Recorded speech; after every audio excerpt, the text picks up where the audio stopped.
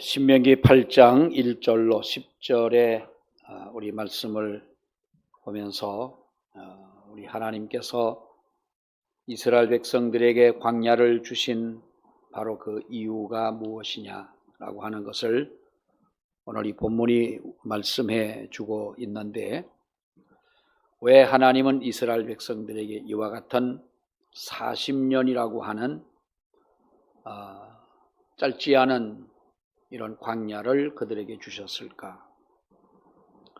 우리 가끔 우리에게 생기는 의문이 있다면, 우리 믿는 성도들에게 왜 하나님이 고난을 허락하실까라고 하는 겁니다. 왜 고난을 허락을 하실까? 그래서 어떤 사람들은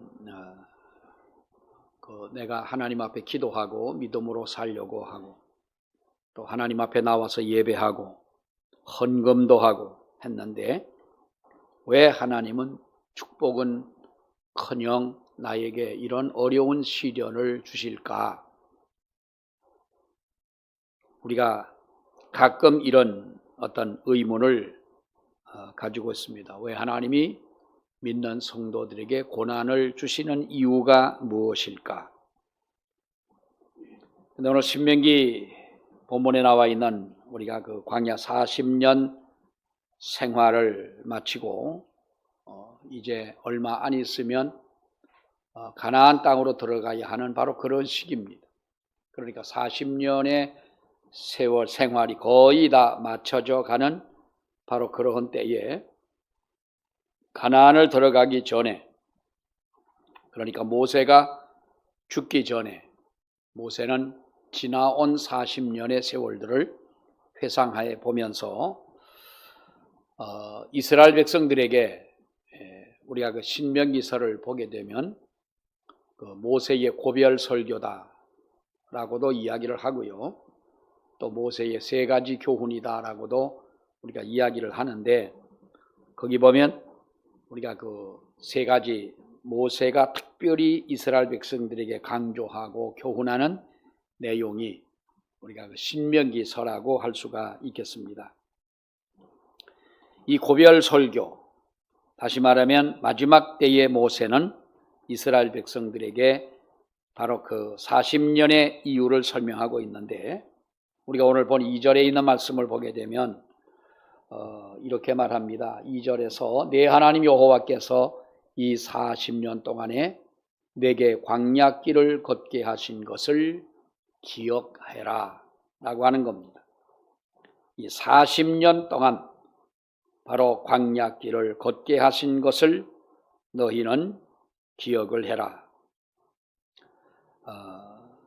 우리가 4년이라도 그렇고, 또 4년뿐만 아니라 우리가 몇 개월만이라도 우리가 이렇게 고난의 길을 걸어간다면 여러분, 그 길을 좋아할 사람이 누가 있겠고, 그러한 고난을 기뻐할 사람이 누가 있겠습니까? 왜 하나님은 이스라엘 백성들에게 이렇게 고난의 광야를 허락을 해 놓으셨을까라고 하는 거죠. 어떤 분이 어떤 친구의 전도를 받고 이제 교회를 나갔습니다. 평범한 가정이고 또 직장 생활을 하면서 이제 평범하게 살아가는 어떤 가정이었습니다. 가진 것이 많지는 않지만은 부족하지 않고 행복하게 살아가는 바로 그런 가정인데, 친구의 전도를 받고 이제 교회를 나갑니다. 교회를 나갔더니 지난 어린 시절이 기억이 납니다. 어릴 때 교회 안 나가본 사람이 누가 있겠어요? 근데 어떤 사람들은 태어나서 한 번도 교회를 안 나가본 사람들도 있기는 하잖아요. 있기는 한데, 이제 어릴 때 교회 나갔던 것이 기억이 납니다. 그래, 내가 교회를 다녀야지. 그런데 교회를 다니면서 기도하고 예배하고 이렇게 하면 좀 좋은 일이 생겨지고 은혜가 풍성하고 감사가 넘치고 좋은 일 생기고 이래야 되는데, 우리가 흔히 말하는 그 가정에 우환이 든다, 왜 그러잖아요. 어떤 병으로 또 예기치 못한 일로 어떤 날은 학교를 갔다가 돌아오는 아들이 뜻하지 않게 교통사고를 당해서 그야말로 죽을 뻔한 아주 많은 고생을 하기도 하고, 예수 믿기 전에는 그런 일들이 없었는데 예수를 믿고 나서 교회를 다니면서 이상하게 자꾸 그러한 그 어려운 일들이 생겨지는 거예요. 그냥 생각지도 않았던 아내와의 그렇게 지금까지 잘 살아왔는데 아내와의 트러블이 생겨지게 되고, 아무것도 아닌 걸 가지고 싸움이 나고 가정이 아주 냉랭해지는 것입니다. 어느 날 자기를 전도한 친구를 만나서 이런 얘기를 합니다. 내가 아무래도 교회를 못 나가겠네. 그러니까 전도한 사람이 얼마나 실망스럽겠어요. 그래, 왜 자초지종을 물어봤더니 내가 교회를 나가면서 아들이 교통사고도 나가고 뭐 집안 형편도 그렇고 이상하게 부부관계도 이게 냉랭해지고, 아무튼 우리 집안이 뭐 교회 나가고 나서부터 좀 그렇다. 그래서 교회를 내가 다음에 나가니, 안 나가겠다는 말보다는 다음에 교회를 나가겠네, 그런 겁니다. 이 친구가 뭐라고 얘기를 했겠어요? 그것은 우리가 교회를 나가고 하나님을 믿으려면 이것은 우리에게 오는 시험이다. 어린아이가 세상에 태어나서 행복한 일만 있느냐? 세상에 태어나서 어린아이가 병이 들고 아프고 넘어지고 깨지고 그러면서 성장하는 것 아니냐? 달래도 하나님 앞으로 돌아오질 않습니다. 그걸로 이제 신앙생활을 접고 다시 이 사람은 믿지 않는 그러한 이제 삶을 예전과 똑같이 살아갑니다. 그런데 좀 더 행복했으면 좋겠는데 교회를 다니다가 말고 이렇게 다시 돌아와서 이제 무신론자로 살아가는데, 무신론자라기보다 하나님을 배신한 어떤 그런 마음을 가지고 살아가는데, 그러면 원래대로 복귀가 되어지면 얼마나 좋겠습니까마는 더 어려운 시험이 생기는 거예요. 처음에는 친구를 원망을 했어요.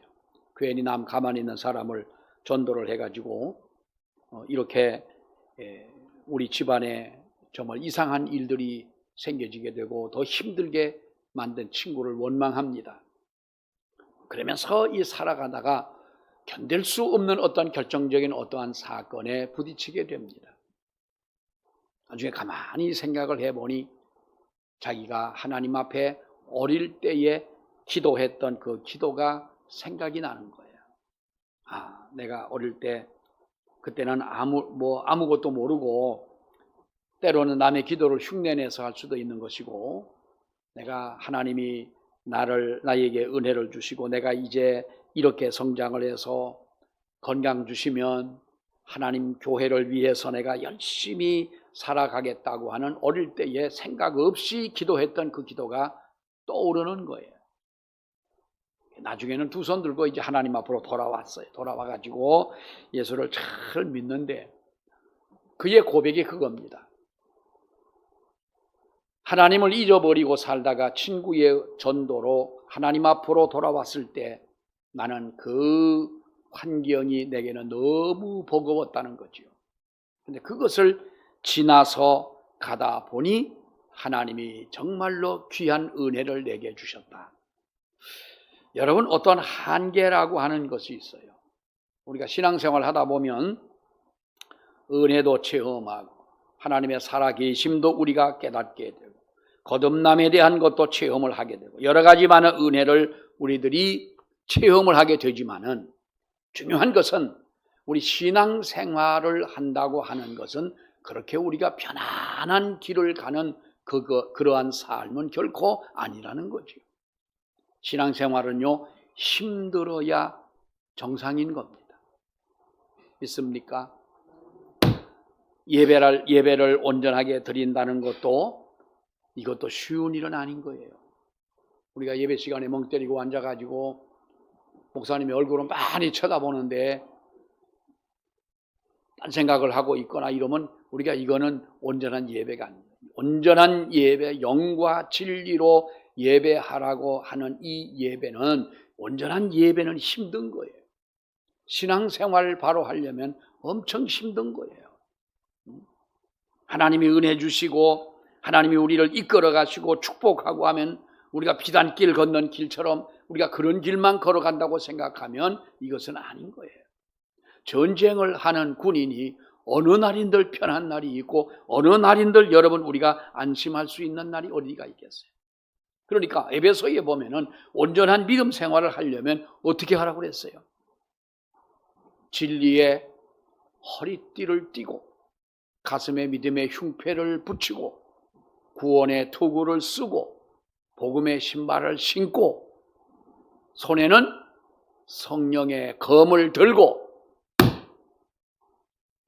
이건 완전 무장한 걸 말하잖아요. 완전 무장을 하고, 완전 무장을 여러분 왜 합니까?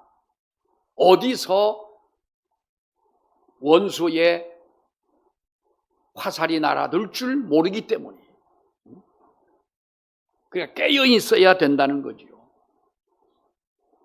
교회를 나가고 우리가 믿음을 내가 신앙생활을 한다라고 하는 이 명패만 들고서는 우리는 온전한 믿음을 가질 수가 없다.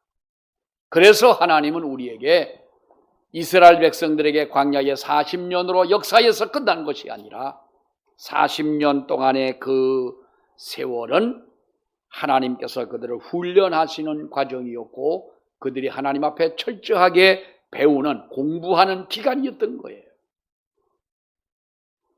우리가 여러분 초등학교 6학년을 다니고 중고등학교 6년을 다니고 대학 4년을 다니고 요즘에는 대학원들 공부를 많이 합니다만은 이렇게 우리가 공부를 하다 보면 여러분 거의 20년 동안은 공부를 하잖아요. 그러니까 한 30이 거의 돼야 이제 공부가 마쳐지고 마친다기보다도 그렇습니다만 여러분 우리가 배우는 이유는 무엇입니까? 남한테 자랑하려고 배웁니까? 배우는 이유가 뭐예요? 그것을 바탕으로 해가지고 내가 세상을 살아갈 때에 세상을 살아가기 위한 이유인 거지요. 40년의 생활은 끝난 것이 아니라 그것을 활용하고 그것을 적용하며 그렇게 하나님의 은혜를 기억하고 살아가라고 하는 그 이유로 하나님은 이 40년의 광야를 주셨다는 거예요. 그럼 지금 우리가 은혜 받았습니다. 내가 하나님 앞에 거듭났습니다. 또 내가 하나님 앞에 붙들린 바가 됐습니다. 나는 말씀을 깨닫는 지혜가 있습니다. 누구보다 기도를 많이 합니다. 하나님 앞에 찬송할 때에 눈물이 납니다. 감동적입니다. 어떻게 보면 갖출 것은 다 갖춘 것 같은데요. 그것을 주시는 그와 같은 은혜를 주신 이유가 무엇이냐? 이것은 광야에서 주신 이 은혜가 우리가 평소에 살아가는 우리의 삶에 적용하고 하나님을 기억하고 잊지 않고 살아가라고 주신 하나님의 특별한 은혜라고 하는 거예요. 그러니까 오늘 이 본문의 말씀을 보게 되면 하나님이 왜 40년의 광야를 주셨느냐?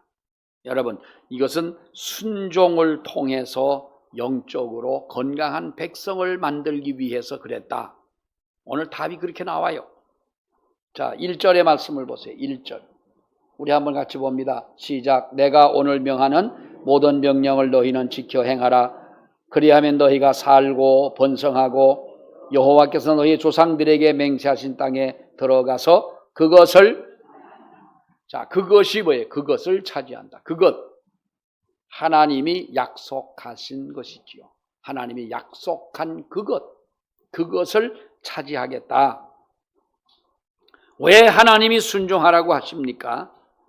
이스라엘 백성을 노예처럼 삼아 부리려고 하나님께서 순종하라 한 것이 아니고 하나님이 높으신 분이기 때문에 낮은 곳에 있는 인간들은 무조건 순종해라 해서 순종하라 한 것도 아닌, 오히려 이스라엘 백성을 축복하시고 영육 간의 강건함을 주시고 하나님이 말씀하신 약속하신 그것 가나안 땅에 들어가 하나님의 선민으로 살아갈 때에 너희가 세상을 지배하고 하나님의 나라 확장을 위해서 쓰임받는 제사장의 나라로 삼으시겠다고 하는 그것을 너희가 차지하겠다는 거예요. 자, 그런데 오늘 이 성경을 보면은 여러분 뭐라고 말합니까? 내가 오늘 너희에게 명하는 모든 명령을 너희는 지켜 행하라.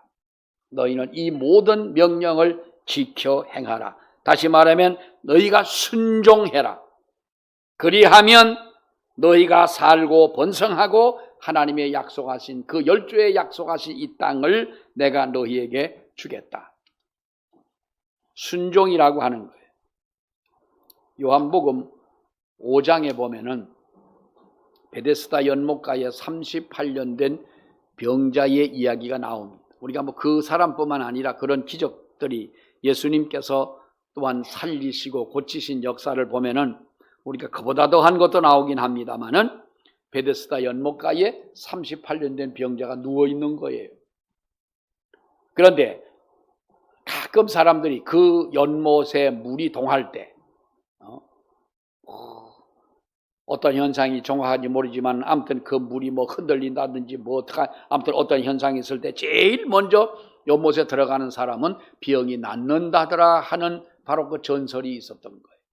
그러니까 38년 된 사람도 자기도 그 혜택을 보기 위해 누워 있기는 하지만은 자기가 더 이상 일어날 수 있는, 남들처럼 뛰어갈 수 있는 힘이 없기 때문에 그저 그 자리에 누워만 있는 거예요. 그때 예수님께서 그에게 뭐라고 말씀을 했어요?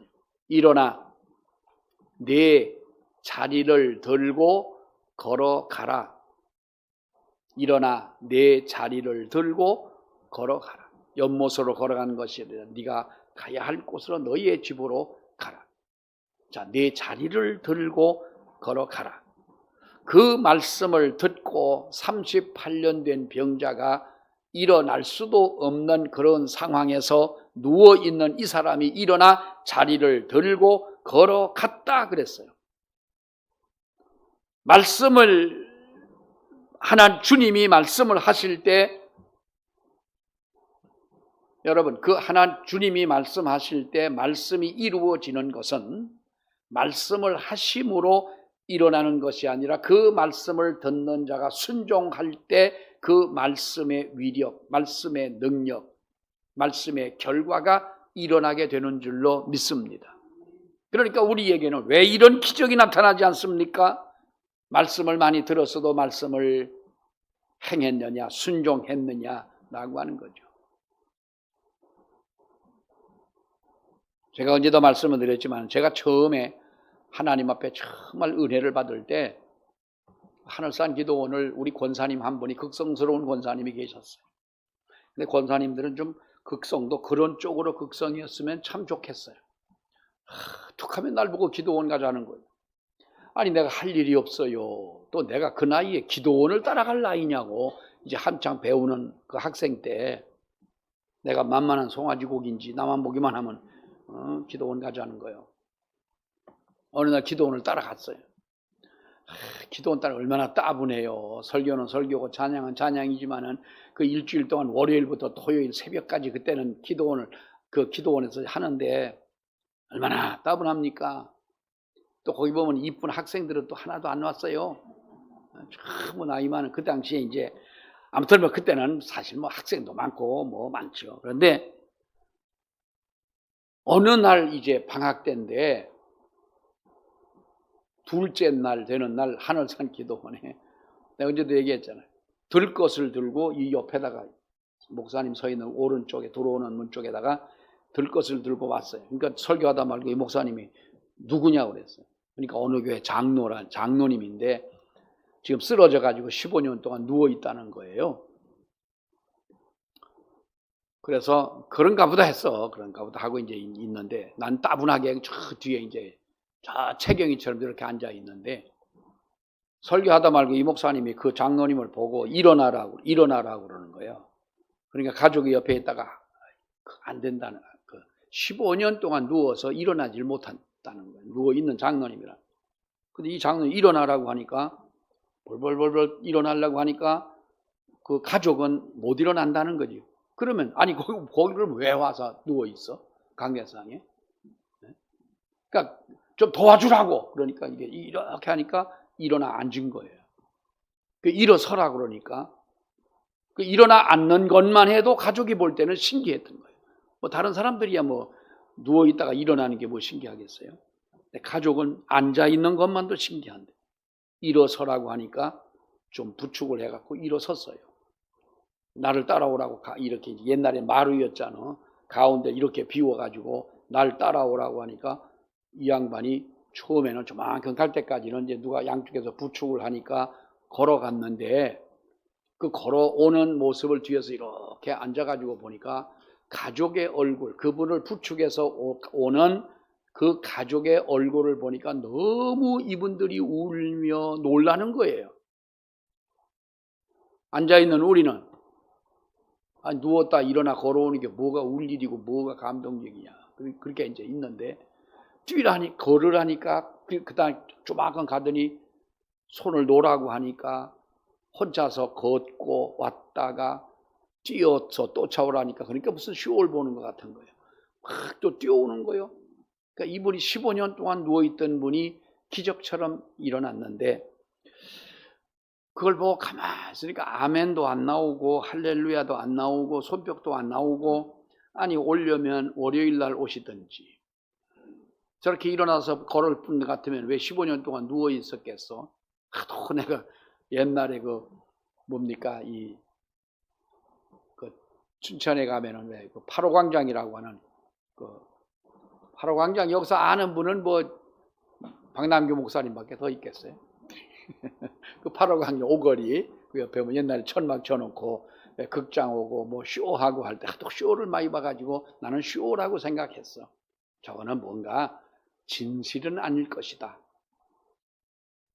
나중에 보니까 그 장로님이 어느 교회 장로님이신데 뭐 아무튼 뭐 김포인가 인천 쪽에 아무튼 그쪽에 있는 장로님이신데 쓰러져 가지고 그분도 강대상에서 기도하다가 쓰러져 가지고 아주 건강하신 분인데 15년 동안을 누워 있다가 마지막으로 한번 기도원 가겠다고 마지막으로 온 분이 마지막 그 병을 떨쳐버리고 건강하게 가셨어요. 그거를 봤어요. 그거를 저게 쇼가 아니고 진실이었구나 라는 걸 깨닫고 너무 뭐 그보다 더한 어떤 것이 있는데 아무튼 그때의 그 모습을 보고 정말 마음에 그런 걸 어디 가서 여러분 보겠어요. 정말 은혜를 받았어요.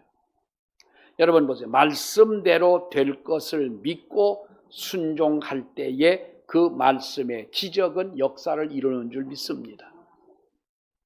우리가 순종한다 하는 것, 그 말씀의 권능을 인정하지 못하면 순종할 수가 없는 거지요. 그렇지 않습니까? 말씀에 대한 권능을 인정할 때에 우리는 스스로 순종하게 되는다라고 하는 거예요. 그러니까 주님의 말씀에 순종해라. 광야의 40년, 그들은 40년인 줄 몰랐잖아요.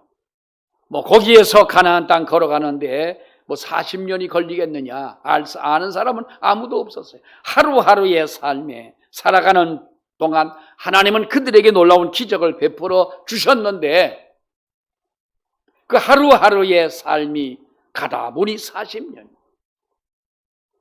근데 거기에서 하나님께서 이스라엘 백성들에게 요구하신 것은 뭡니까? 내가 너에게 준 말씀을 순종할 때 이 말씀의 기적이 이루어진다. 순종함으로 더 강한 건강한 하나님의 백성을 만들기 위해 광야를 주셨다는 거예요. 자, 또 하나는 우리가 2절의 말씀을 보면 네 하나님 여호와께서 이 40년 동안 네게 광야길을 걷게 하신 것을 기억해라. 이는 너를 어떻게 하시며 낮추시며 너를 시험하사 내 마음이 어떠한지 그 명령을 지키는지 지키지 않는지 알려 하심이라. 무엇을 말합니까? 겸손을 통해 강한 백성을 만들려고 이 광야를 주셨다. 너를 낮추시며 라고 하는 거예요. 여러분, 사람은 우리들이 언제 겸손해지느냐? 제일 겸손해질 때는 사람이 죽을 때예요. 사람 살아있을 때는요, 큰 소리 치고 자기가 제일인 것처럼 생각하고 자기 위엔 사람이 없는 줄로 알고 거기다가 권세나 무슨 높은 자리에 앉거나 돈이 많거나 이렇게 하면은 아무리 우리가 지금의 어떤 보편적인 이런 사회를 이뤘다라고 하지만은 여러분 아직도 그렇지 않습니까? 정치하는 데는 서울대파가 있고 고대파가 있고 옛날에 어떤 영화배우가 나 어디 나온 여자야? 이대 나온 여자야? 그게 그때만 끝난 게 아니에요. 지금도 나 이대 나온 여자야. 아직도 우리 그것이 수면 위에 떠올라 있지는 않지만은 아직까지도 여러분 그걸 가지고 우리가 끼리끼리 이렇게 뭉치는 사람들이 여러분 있지 않습니까? 근데 그런 사람도 언제 제일 겸손해지느냐? 마지막 하나님이 그의 영혼을 부르실 때는 다 여러분 내려놓잖아요. 우리가 당신 암이 왔다 그러면 누구라도 그 암을 스스로 받아들인 사람은 열에 10명 없는 거예요. 내가 왜 암이냐? 또 다시 검사를 해보고 또 알아보고 진짜 암이라고 판정이 났을 때 그때는 우리가 원망을 하는 거예요. 왜 나에게 이런 병이 왔느냐? 내가 착하게 살고 누구도 도와주고 했는데 왜 나에게 어떤 이것은 그 잘못 살아온 대가로 주어지는 징계처럼 생각을 하는 거예요. 그러다가 또 좀 한 고비를 넘어가게 되면은 어떻게든지 우리가 살고자 하는 그런 마음을 어떤 욕망을 갖는 거예요. 그러다가 또 지나간다 보면은 이제 더 이상 내가 살아갈 수 없다고 하는 것을 알게 될 때 모든 사람들은 원망하고 불평하고 하다가도 마지막 때는 자기의 모든 것을 내려놓게 되는 거예요. 그것이 겸손이라는 거예요. 그때 가서는 겸손해지는 거예요. 근데 성경은 우리에게 말씀하기를 그때 가서 겸손하라고 하지 않고 지금부터 겸손하라는 거예요. 말씀을 들을 때 하나님 앞에 겸손. 이거 광야를 주시는 이것. 애굽에서 나와서 광야를 만났는데 이때부터 너희는 겸손. 너를 낮추시고 내가 너희에게 주고 내가 너희에게 베풀어줄 이 모든 것들을 통하여 너희가 겸손하게 받아들이고 그 대신 정신적으로 건강한 사람, 믿음으로 건강한 백성을 만들기 위하여 내가 이 모든 것을 너희에게 주었다. 일본의 어떤 의사가 어떤 주부가 병원에 왔어요. 이 병원 저 병원 다 다니다가 더 이상 고칠 수가 없는데 어느 의사를 찾아왔어요. 근데 이 일본에서도 여러분 일본 사람들이 예수를 잘 안 믿지만은 그래도 믿음 좋은 분들이 있잖아요. 일본이라고 뭐 없겠습니까? 어떤 의사가 예수를 믿는 사람인데 이 사람 가만히 상담을 해보고 진찰을 해봐도 특별한 무슨 병은 암이나 이런 병은 없는데 이 사람의 마음 속에 아주 풀지 못할 어떤 얽히고 얽혀져 있는 실타래처럼 얽혀져 있는 어떤 무슨 원한 같은 것이 있는 거예요. 그래서 그랬대요. 당신은 하루에 감사합니다 라고 하는 이 말을 아침에 100번, 점심에 100번, 저녁에 100번, 300번을 해라.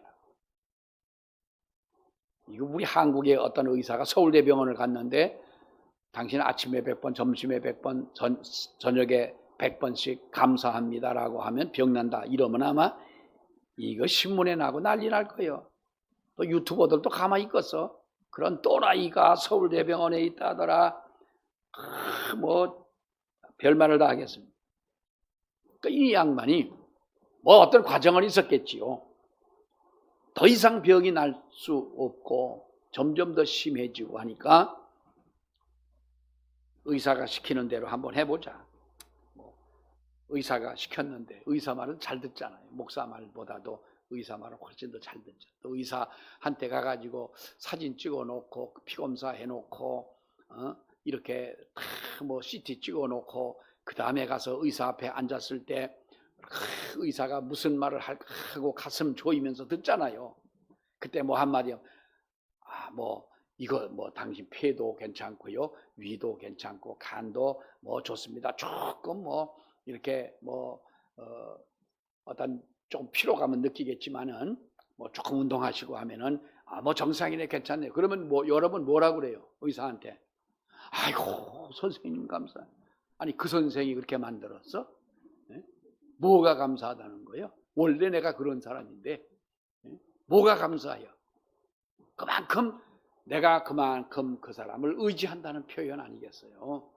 마치 그 사람이 의사가 그렇게 해주는 것처럼 우리가 평상시에 우리 마음속에 겸손함을 가지고 살아가는 이것은 쉬운 일이 아니라는 거죠.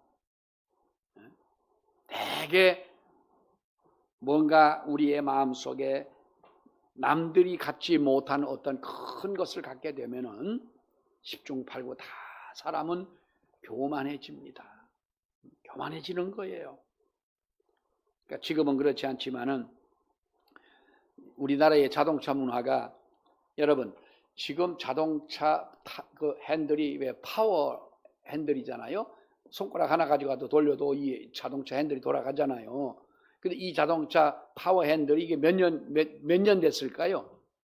이렇게 옛날에는 이쪽으로 5번을 돌리면 이쪽으로 5번 돌려야 정상으로 돌아오는 거예요. 면허 있는 분만 알아.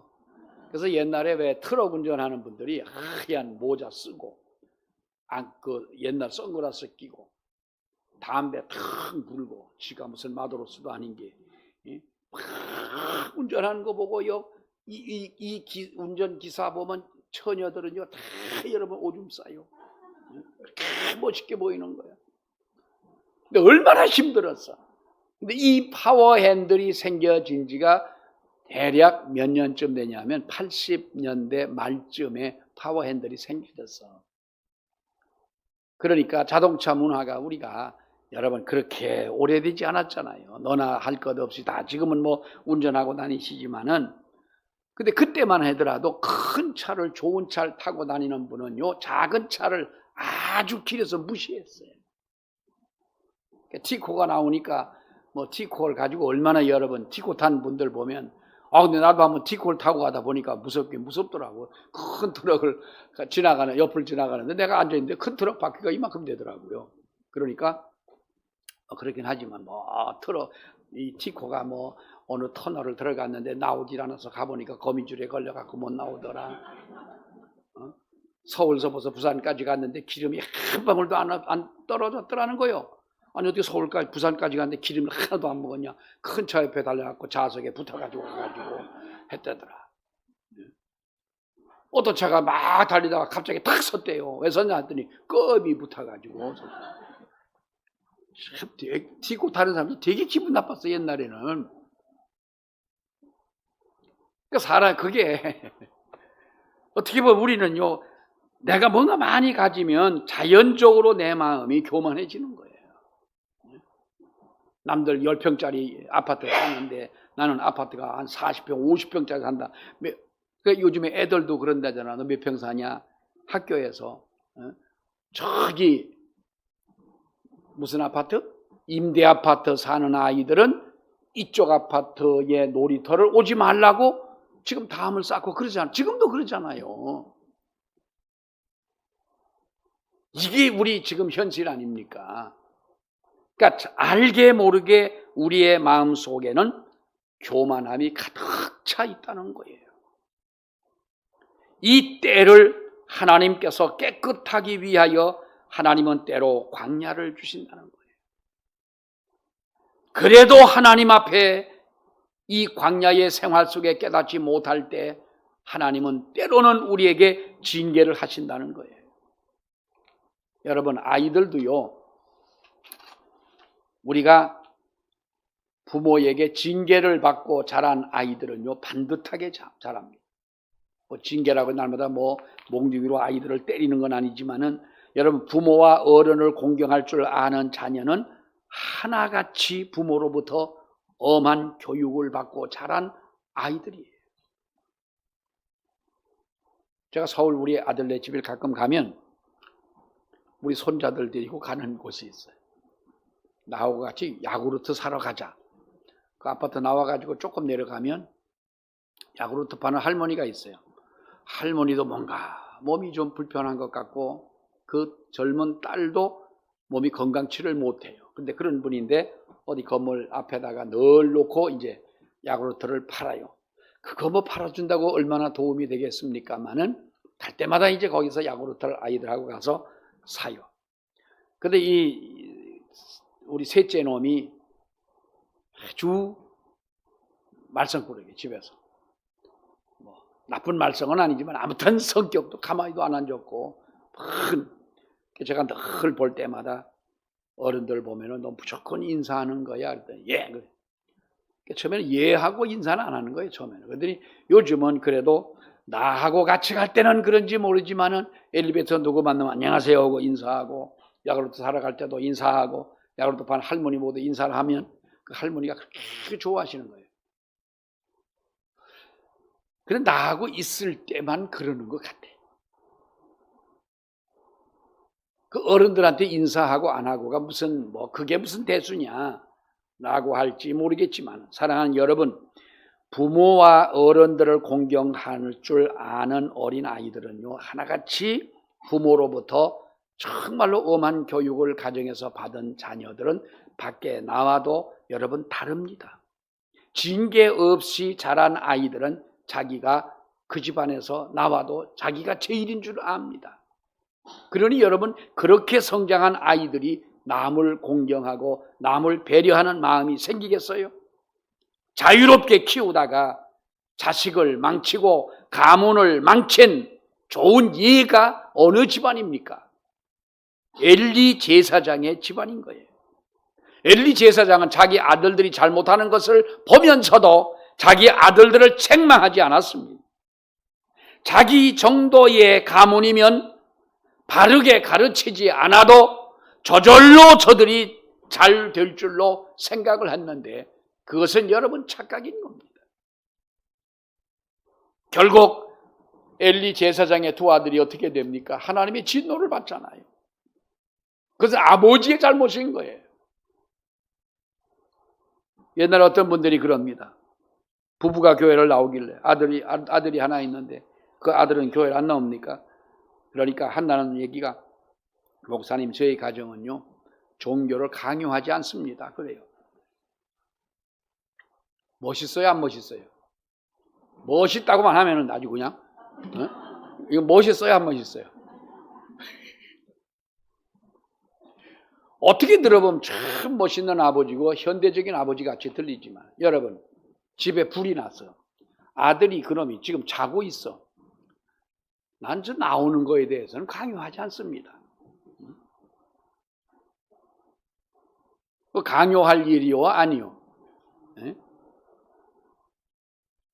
그래 내가 정말 아버지 엄마가 은혜를 체험했더라면 강요다, 종교를 강요한다 안 한다 이 말을 하느냐.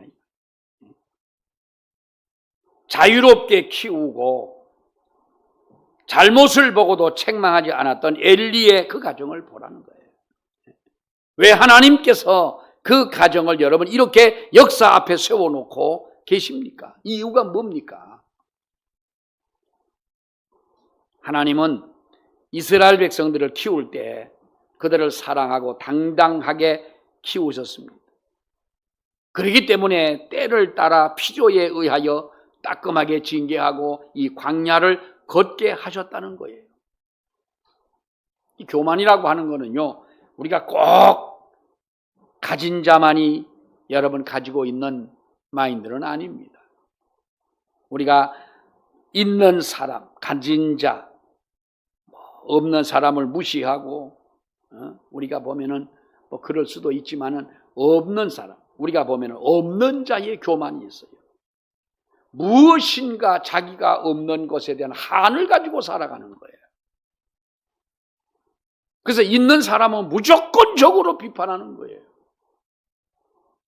아니 잘 사는 사람이 무슨 도둑질을 했거나 남의 것을 훔쳤거나 강도짓을 했거나 악한 방법을 가지고 부자가 됐다면 비난을 해도 되지만은 그 사람이 그만큼 잘 살게끔 될 때까지 그 나름대로의 수고가 있는 것은 인정을 해주고 존경할 만한 일인데, 있는 사람 무조건 비판하는 이거는 이 사회적으로도 이거는요 잘못된 거예요. 요즘에 보면 우리가 좀 사회적으로 약자라고 할 수 있는 이런 분들이 보면은 괜히 사회에 대한 비난을 많이 해요.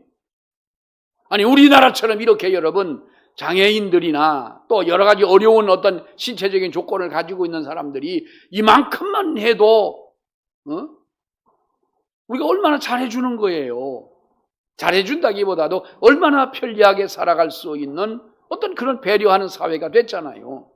물론 때로는 우리가 부족함도 있고 또 그런 어떤 불편한 몸을 가지고 살아가면서 어떤 분이 그럽니다. 제가 양쪽 다리를 잘 못 쓰는 어떤 분을 제가 꼭 밥을 사준다고 내가 몇 번 그랬는데, 목사님 고마운데요, 제가 갈 만한 식당이 그렇게 많지가 않아요. 차에서 내려가지고 휠체어로 들어가려면 식당이 휠체어가 들어갈 수 있는 이런 시설이 되어 있는 식당이 양평에 그렇게 많지가 않아서 그렇다는 거예요. 근데 가만히 내가 가려고 했던 식당을 보니까 정말 휠체어가 못 들어갈 것 같아요.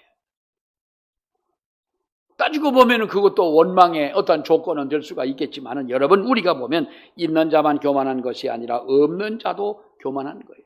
이 교만을 하나님은 싫어하시기 때문에 겸손하게 하기 위하여 이 광야를 주셨다. 그리고 하나는 우리가 3절을 보세요. 한번 읽습니다. 시작. 너를 낮추시며 너를 줄이게 하시며 또 너도 알지 못하며 네 조상들도 알지 못하던 만나를 네게 먹이신 것은 사람이 떡으로만 사는 것이 아니요 여호와의 입에서 나오는 모든 말씀으로 사는 줄 네가 알게 하려 함이라. 자, 여기 보면 하나님 앞에 만나를 주셨지만 이 만나를 주시는 이유가 뭐라고 그랬어요?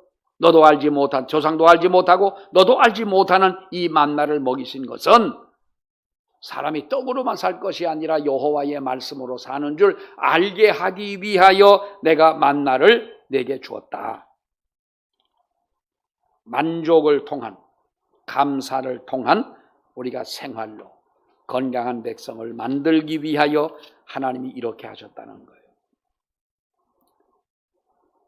민수기 11장에 보니까 이스라엘 백성들이 만나를 먹고 하나님이 내리시는 그 생수를 마시고 하면서도 원망하니까 이제는 우리가 고기가 먹고 싶다.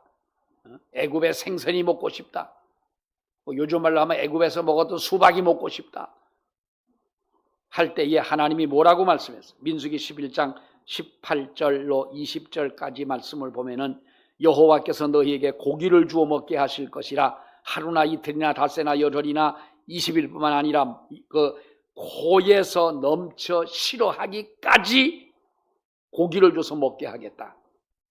그랬어요. 한번 실컷 먹어봐라 이 말이에요.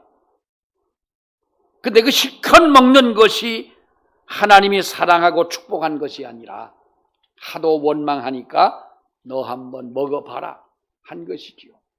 만족함이 없다는 거예요. 여러분, 우리가 만족하며 사는 우리가 되어야 할 줄 압니다. 감사할 줄 아는 우리들이 되어야 되지요. 성경에 나옵니다. 있습니다만은 독수리가 새끼를 키울 때 어떻게 키웁니까? 우리 그 동물의 왕국에도 보면은 그래요. 이 독수리가 저 높은 곳에 새끼를 까서 어릴 때는 열심히 물어다가 먹이지만은 이제 날 때가 되게 되면 독수리는 새끼들이 보금자리로 앉아있던 그 집을 다 흩어버리는 거예요. 날아가라는 거지요. 날고 싶은 새끼들이 어디가 있겠어. 애미가 물어다 주는 먹이를 편하게 먹고 있으면 좋겠지만 그렇게 해가지고는 공중을 지배할 수가 없는 걸 알기 때문에 이 동물들도 자기의 새끼의 보금자리를 헐고 둥지 밖으로 새끼를 내보낸다는 것 아니에요. 이게 광야 아닙니까? 하나님은 우리를 건강한 주의 백성으로 만들기 위하여 때로는 이렇게 훈련하십니다. 때로는 어려움이 있고 때로는 우리가 어려운 사람을 만날 때도 있습니다. 그러나 이것은 하나님이 우리를 더 강한 자로 만드시기 위한 은혜인 줄 믿고 무슨 일을 만나도 하나님 은혜에 감사할 수 있는 우리 모두가 되시기를 축원합니다. 기도하겠습니다. 은혜로우신 하나님 감사합니다. 독수리가 새끼를 둥지에서 내어 쫓듯이 하나님은 우리를 이 모양 저 모양으로 훈련하시며 순종하게 하시며 겸손하게 하시며 그리고 감사하게 하시는 줄 아버지 믿습니다. 한 주간 동안 세상을 살아가는 동안에 원망 없이 불평 없이 정말 주님의 은혜에 감사하며 겸손하며 순종하며 살아갈 수 있는 우리 모두가 되게 하여 주시옵소서. 예수님 이름으로 기도하옵나이다. 아멘.